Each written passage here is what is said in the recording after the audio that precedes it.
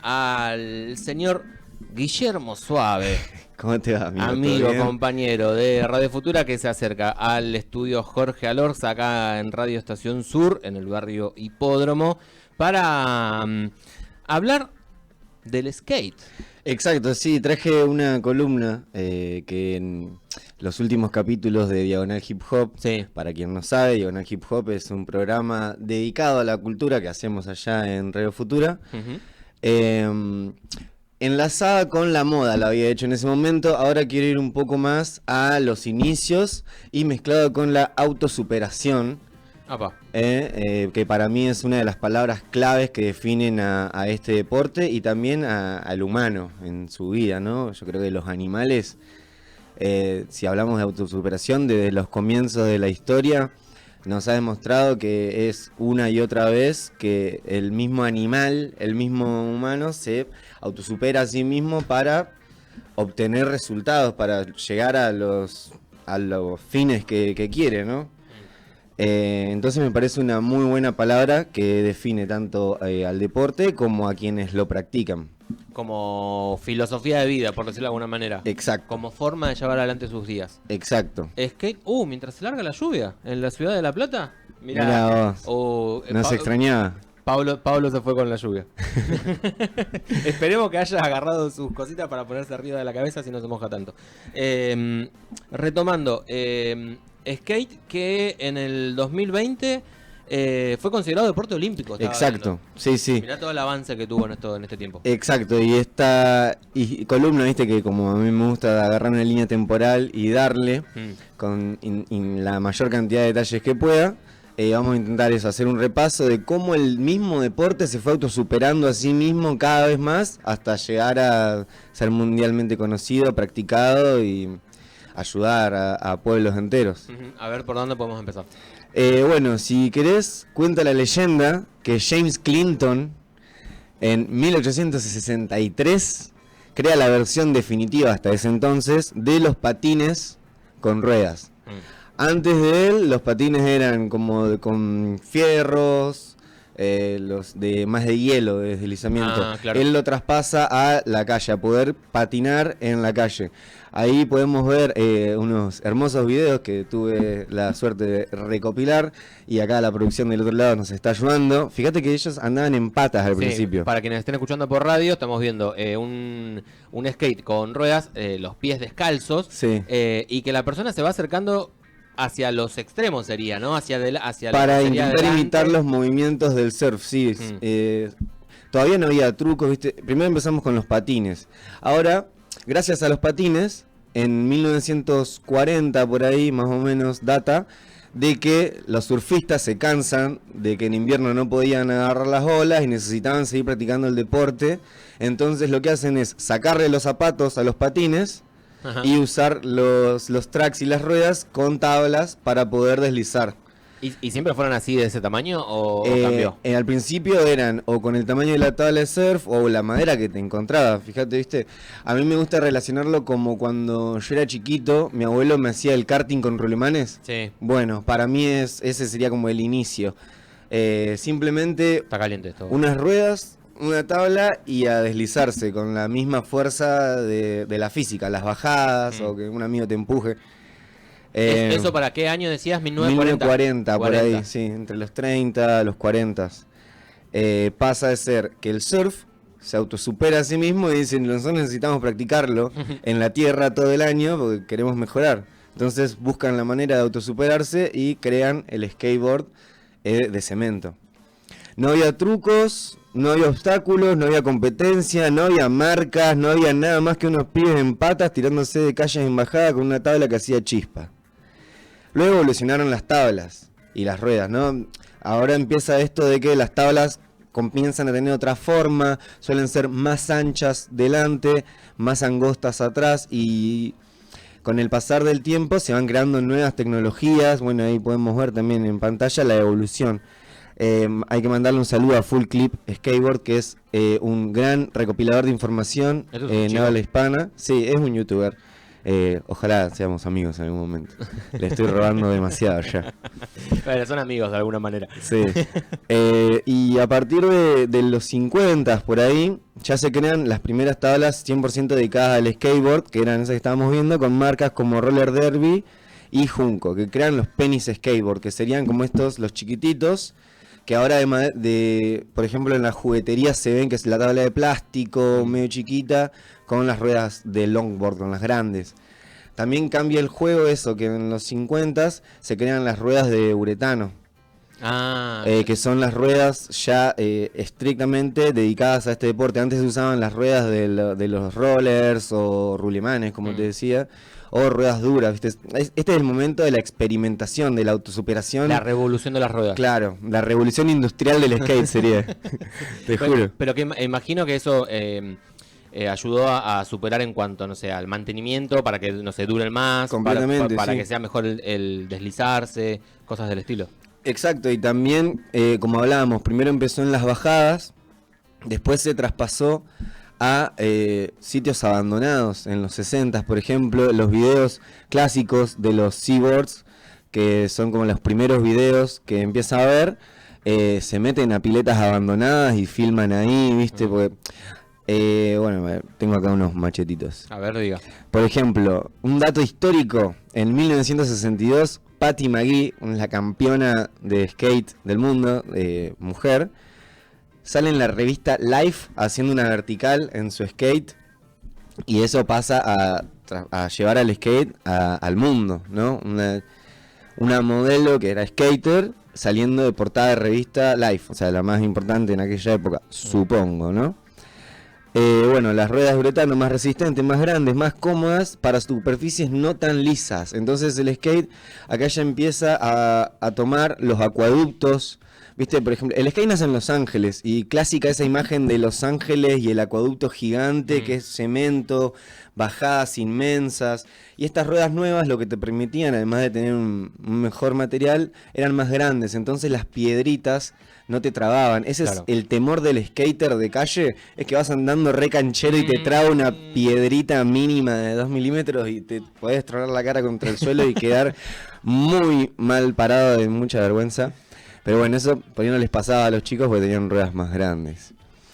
En 1976 se crea la tabla en capas canadiense. O sea, de acá viene el mayor descubrimiento para fortalecer las tablas. Ya no era solamente un bloque de madera sólido, sino que se empiezan a crear unas prensas, las cuales el clásico 7 capas, lleva 7 capas de madera, la original es canadiense, las crea un canadiense, y bueno, pegadas con pegamento, ¿no? Prensado, y ahí ya toma la forma con el molde de la prensa a las tablas que se van conociendo. Mira.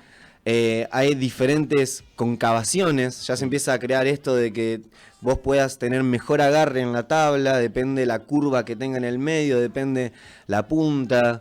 Se llama shape a esto, ¿no? Como curva, a estas concavaciones que suelen tener las tablas para poder levantarla, poder picar mejor, doblar con más facilidad, ¿viste? Se empieza a crear una industria de modelos de tablas en base a los trucos que se practicaban, en base a las disciplinas que se iban descubriendo. Por ejemplo, ya al patinar en una pileta vos necesitabas que la tabla tenga una puntita atrás para poder clavarla y tirarte para abajo. Claro. Entonces le empiezan a poner eso, ¿viste? Bien ancho para que no se gaste, y con eso lo puedo levantar. Me doy cuenta que si lo levanto y doblo, ya doblo y vuelvo a entrar en la curva, y a eso le llamaron curving, creo.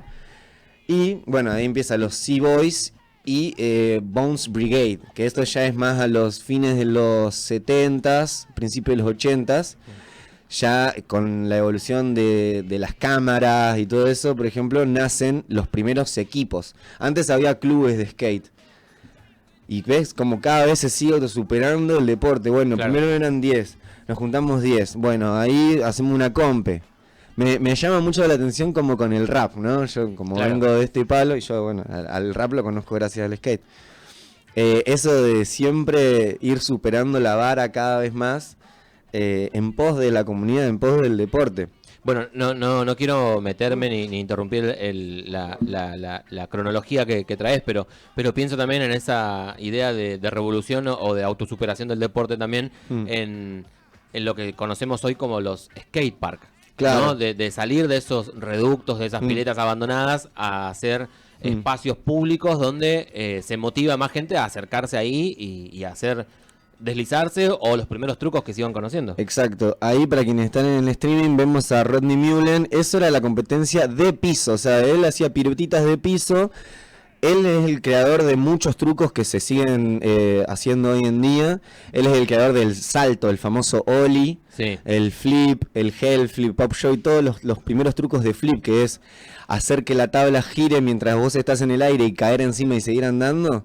Todos esos trucos, la mayoría los inventó él. No, la tiene atada. Sí. O la tenía, no sé, porque esto es... No, sigue vivo, sigue patinando, todo, es un capo. Hay una charla, son las charlas TEDx, sí, que él cuenta todo, cómo fue creando y la evolución también de los trucos. Y habla también de la autosuperación, ¿no? Como, yo creo que en serio es la filosofía del skater, porque vos... Además de tener algo en la cabeza que te traba y decís lo tengo que hacer, no es que te va a salir a la primera un truco, menos tirarte de una escalera, menos hacer una baranda en bajada, o sea, esas cosas no salen a la primera nunca. Y los golpes, palo tras palo tras palo, hasta poder llegar a hacer una vez la prueba, la bajaste y te das contento. ¿Entendés? Y al otro día puede ser que te cueste otra vez y la termines haciendo igual. Pero... al otro día capaz no te puedes ni levantar de los palos que te pegaste. Acá llegan saludos para vos, Billy. Qué hermoso. Aguante Diagonal Hip Hop, dice. Aguante. Guillermo Suave, qué crack, dice Juli Gesell. Qué grande. Bueno, y también menciona a El Cosito del Clima, que tenía razón, porque está lloviendo, hablábamos del Cosito del Clima que te anuncia la lluvia. Ha llegado la lluvia a la ciudad de La Plata. Sí, amigos, seguí nomás. Me gusta que siempre tenga algo que ver con la moda y las marcas que seguimos nombrando hoy en día. Por ejemplo, Tony Alva fue el primero en volar por encima de las piletas. Y a ese salto se le llamó off the wall, o sea, por sobre la pared. Frase icónica de Vans, la marca de zapatillas, que gracias a ese truco empezó a patrocinar a Tony Alva hasta el día de hoy. No, Tony Alva, pionero, vieja escuela, de todo. Sigue activo, sigue haciendo tablas y nada, el chabón hace las tablas él mismo. Por ejemplo, su marca, cada modelo tiene, no sé, 100, 200 tablas, él en su taller con su ayudante, impresas, o sea, impresas a mano, claro, o sea, con máquinas, pero intentar mantener lo más artesanal el laburo, ¿no? Esa es su filosofía también, como de skater para skaters. Porque también hay muchas marcas, como bueno, Vans o las cosas así más de industria, que se terminaron, no sé, le vendieron la marca a una empresa multinacional y ya está. Claro, y se pierde todo lo que se venía militando, todo lo que se venía pensando sobre eso. Se profesionaliza, pero a nivel industria, porque siguen apoyando skaters. O sea, vos si patinás para alguna de esas marcas, te llegan los productos todos los meses, seguro tenés un sueldo, te vas de viaje. Y ahora vamos a empezar a hablar de ahí, del fin de los 80, cuando nacen todas las marcas, los equipos, cómo se empieza a profesionalizar de manera de que los pibes ya viven de esto y no tienen que hacer otra cosa. Primero que nada, un saludo a un argentino ya fallecido, pero que tiene que ver en la historia. Siempre un argentino suena el himno nacional de fondo. Se perfeccionaron las tablas, cada vez más anchas y resistentes a los golpes y las caídas, pero los tracks seguían siendo los mismos, no los ejes. Entonces de ahí nace una marca que se llama Independent, que sigue vigente hasta el día de hoy, creada por el argentino Fausto Vitelo. Me pongo de pie. Y bueno, amigos yankees como Jay Sherman, creador de Santa Cruz, otra marca de tablas muy conocida hasta hoy en día, y Eric Swenson, que nada, ellos siguen vigentes y crearon esto, mejor maniobrabilidad para desplazarse con mayor facilidad en las piletas, porque ellos venían de hacer ese deporte. Y bueno, cada modelo de track se iba autosuperando a sí mismo, ¿no? Porque estamos diciendo que es una marca que nació en el 78 y sigue vigente acá casi 50 años después. Y ellos crean la revista icónica Thrasher Magazine. O sea, para quien no venga del skate, si ustedes leen Thrasher, que es un logo prendido fuego, seguro vieron medias, remeras, buzos con esa estampa. Creada por un argentino, loco. Viejo nomás, ruido de mate. Ruido de mate. En 1981 se crea la revista Thrasher, que bueno, lo que sirvió fue para poder también vender estos productos. Imagínate, vos estás todo el día, porque ellos hacían los moldes de los tracks y metal, no sé, con qué, o sea, hierro. No soy herrero. Y ellos lo iban limando, perfeccionando y esto, cada vez autosuperando sus mismos productos. Entonces necesitaban medios de difusión. Ahí entra la comunicación también en el mundo del skate. Y está, bueno, Thrasher Magazine y la revista Skateboards. Tampoco se la jugaron tanto los otros. Pero bueno, era como el Thrasher era de skater para skater y Skateboards era más como los para todo público. Claro, exacto. Thrasher crea el premio SOTY al Skater of the Year en los años 90 y de ahí se premia a el mejor skater, al mejor videoparte en realidad. Acá empiezan a nacer las videopartes. Las videopartes son, por ejemplo, yo si soy skater, Billy, me hago mi videoparte con mis marcas, por ejemplo, que me sponsorean, me apoyan, y con eso intento que sea mi currículum, ¿no? Claro. Intento levelear de marca o qué sé yo, las cosas que uno quiera en la vida, ¿no? Cada vez mejor sponsor o más guita o poder practicar el deporte sin que digas, uy, rompí la tabla, ¿qué tengo que hacer? Claro. No, los sponsors te dan tablas, te pagan pasajes, y ahí entra también el juego y la viveza de la autosuperación del mismo skater. Como decir, bueno, o sea, de repente esos pibes, o sea, eran parte de equipos y tenían sus managers, pero empiezan a crecer y dicen, yo no me voy a quedar en este equipo para toda la vida. O sea, eran muy pendejos cuando arrancaban a patinar. Vos pensás que en los 80, 90, con 14 años, si eras bueno ya fichabas. Tenías que ser un guachín re loco igual, claro, sí. Tirarte todas las rampas.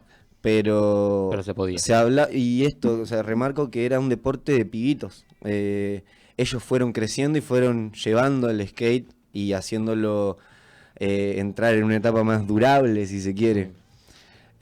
Porque había mucho riesgo. Después, con el skate callejero en los 90, no es tan riesgoso. O sea, sí, depende de tu intuición, de tu ánimo y de tus ganas de destruir la calle, como se dice. Claro. Desde Thrasher viene el logo de Skate and Destroy, que es una frase icónica, que es patinar y destruir, que es cuando los skaters dominan la calle. Porque eso ya en los 90. Fines de los 80, principios de los 90, se empieza a crear, no sé si una campaña anti-skate en California o qué cosa es, y en todo lo que es esa parte del West Side de Estados Unidos, pues todavía seguía muy encapsulado ahí. No era un deporte que se practicaba ni siquiera, o sea, seguramente sí en otros países, pero no tenía tanta visibilidad y tanto alcance y tantas marcas y tanta industria como en esa parte del oeste de Estados Unidos. Cuestión que el skate toma la calle porque se empiezan a derrumbar skateparks o no sé, los playones donde se practicaban en los inicios servían más de un hotel 5 estrellas que un playón para que jueguen los nenes. Entonces empieza a haber cada vez más movimientos anti-skate para eso, como debilitar un poco, no sé, o dicen, bueno, le construimos en otro lado y nunca lo construimos. Claro, sí. Anyway, el skate... Cosas que suceden también en el día de hoy. Pienso. Sí, y no solo en el deporte, en la cultura, en todo. Sí. No sé, mismo queman media Patagonia para poder hacer hoteles. Claro, sí. Va a pasar y siempre pasó, y es una mierda. Pero ahí juega en gran valor la autosuperación. En este caso, ¿qué hicieron los pibes? Ok, ya no tenemos más rampas. Vamos a patinar desde las ruinas de esas rampas, vamos a ir a la calle... Y si me tengo que esquivar un auto, esquivo un auto. Mira esa escalera, qué linda que está. ¿Entendés? Y ahí sería deslizarse por ahí. Sí, no, a mí me encantaría saber quién fue el primer tarado que dijo, mira esa baranda, mira esta escalera en baja, mira esa baranda. Y si... Claro. Cuenta la historia que creemos que fue Marc González, el primero, así como se lo nombra como el padre del skate callejero en los 90s. Rodney Mullen también, que es este que veíamos, que inventó todos los trucos, tiene un video muy famoso que todo esto era VHS, se filmaba con cámaras gigantes y en medio de los 80 empiezan a hacer la camarita de mano. Esa VHS de mano que los skaters podían llevar bien pegada a la tabla o bueno, hacer los ángulos que quisieran, ¿no? Pero ahí ya empieza a tomar otra estética el skate, ya comienza a ser filmado de cierta manera, vos tenés un compa que te va siguiendo atrás mientras haces las pruebas, porque te puede seguir porque estamos en la calle, y salto esta escalera y después aquel riel y así, ¿no? Y era eso, salir una tarde con tus amigos, una cámara, a filmar y a patinar todo el día, toda la tarde. Y así se empieza a popularizar mucho más el deporte, porque de repente ahora ya no necesito tener rampa, sino que puedo dedicárselo y a la calle, con solamente tener la patineta ya está. Entonces ahí ya vuelve a tomar otro nivel de autosuperación y desde la misma calle ya empiezan a tener todo el furor del skate 2000ero que vemos, que si quieren podemos ver ahí de fondo Baker 3, que es una de mis películas favoritas, que muestra ya todo el boom del skater callejero, se mezcla con el punk.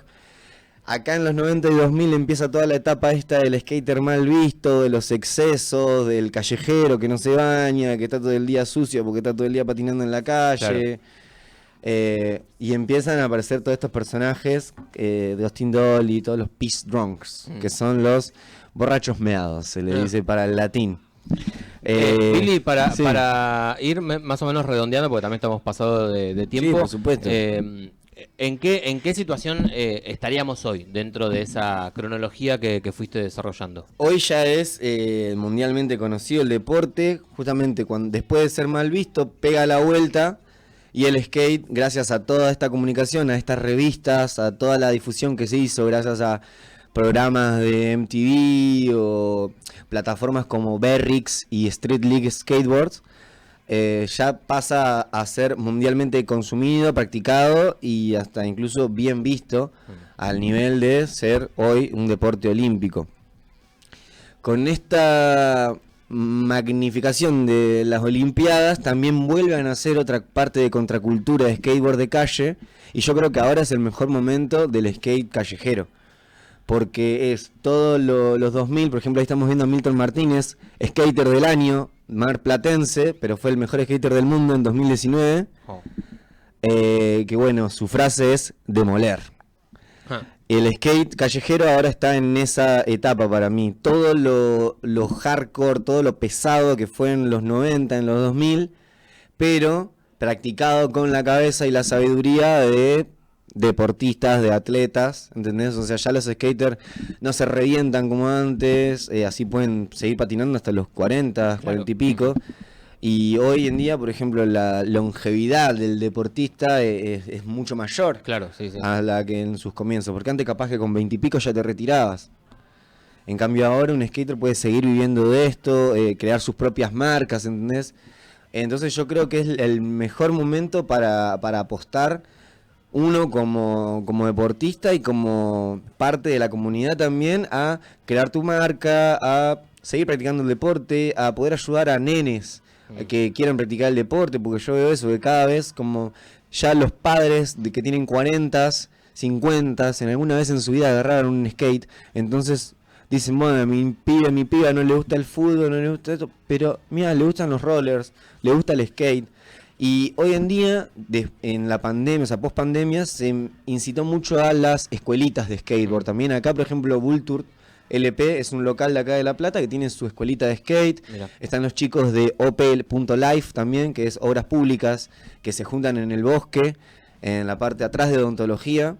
Después le vamos a dejar los Instagram, todo, que tienen sus propias escuelas de skate. Y yo creo que desde ahí es el mejor cambio que le podemos hacer a nuestra ciudad, a nuestra cultura y a seguir apoyando que este deporte siga creciendo, porque uno nunca sabe. Mira, como te decía, Milton Martínez, un pibe que nació en los 70, 80 en Mar del Plata y en el 2019 fue el mejor skater del mundo. Tremendo. Porque hubo industria nacional. Está bien, su viejo a los 2 años ya lo tenía arriba de una tabla porque su viejo patinaba. Pero si no hubiese habido gente que patinaba en los 80, en los 70 y se la tuvo que haber bancado, hoy no podría existir toda esta industria nacional y mundial que hay. Pero insisto en lo nacional porque tenemos que bancar lo que se crea acá. Hay muchas marcas de tablas, de ropa, que son de skater para skaters, así que invito a la gente a que se meta también en eso y incitarlos también a que sigan creando sus proyectos, porque en sí la palabra que elegimos hoy era la autosuperación. Y esta historia nos ha demostrado que no hay límites, el límite está en vos. Billy Smooth, amigos y amigas, Guillermo Suave, conductor de Diagonal Hip Hop, también de programa de Radio Futura, que bueno, se suma a Abanico y Tereré, en este caso con esta columna sobre el skate como deporte, como filosofía de vida, como autosuperación, un poco de historia también para ubicarnos en línea temporal. Gracias, amigo. Gracias a vos. ¿Puedo mandar un saludito al cielo antes de irme? Sí, por supuesto. Valen, donde quiera que estés, te queremos y te extrañamos mucho. Te extrañamos mucho, Valentina. Y también un abrazo grande a todos los amigos y amigas de Radio Futura, a toda esa comunidad hermosa que en estos momentos viene pasando un duro golpe también, pero vamos juntos. Obvio. Y caminando juntos también. Autosuperación, a mí. También. Nos despedimos nosotros de